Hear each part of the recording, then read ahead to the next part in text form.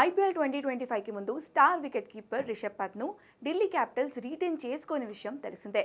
Axar Patel, Kuldeep Yadav, Tristan Stubbs, Abhishek పోరెల్ను DC retain చేసుకుంది. దాంతో ఈ మెగా వేలంలో అందరి దృష్టి పంత్ పైనే పడింది. అతడికి భారీ ధర ఖాయమని అందరూ అంచనా వేస్తున్నారు. పంజాబ్, బెంగళూరు జట్లు పంత్ను తీసుకోవడానికి భారీ మొత్తం వెచ్చించేందుకు సిద్ధంగా ఉన్నాయని సమాచారం. అయితే ఈ వేలంలో రిషబ్ పంత్ను ఢిల్లీ క్యాపిటల్స్ రీటైన్ చేసుకోకపోవడానికి గల కారణాలను టీమిండియా మాజీ క్రికెటర్, వ్యాఖ్యాత సునీల్ గవాస్కర్ తాజాగా విశ్లేషించారు. రిటెన్షన్ ఫీజు విషయంలో పంత్ ఢిల్లీ ఫ్రాంచైజీతో విభేదించి ఉండవచ్చని సన్నీ అన్నారు. ఈ మెగా వేలంలో డీసీ ఖచ్చితంగా రిషబ్ పంత్ను తీసుకుంటుంది. కొన్నిసార్లు ఓ ఆటగాడిని రీటైన్ చేయాలనుకున్నప్పుడు ఫీజు గురించి ప్లేయర్, ఫ్రాంచైజీల మధ్య చర్చ జరుగుతుంది.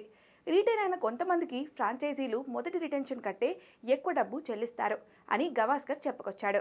ఇక ఈ వీడియో సోషల్ మీడియాలో వైరల్ కాగా పంత్ స్పందించాడు. డీసీని వీడటానికి డబ్బుతో ఏమాత్రం సంబంధం లేదని స్పష్టం చేశాడు. నా రిటెన్షన్ అంశం డబ్బుతో అస్సలు ముడిపడి లేదు. నేను ఈ విషయాన్ని ఖచ్చితంగా చెప్పగలను అని ఆ గవాస్కర్ మాట్లాడిన వీడియోకు పంత్ కమెంట్ పెట్టాడు. అయితే డబ్బు మ్యాటర్ కాదన్న పంత్ అసలు విషయం మాత్రం చెప్పలేదు.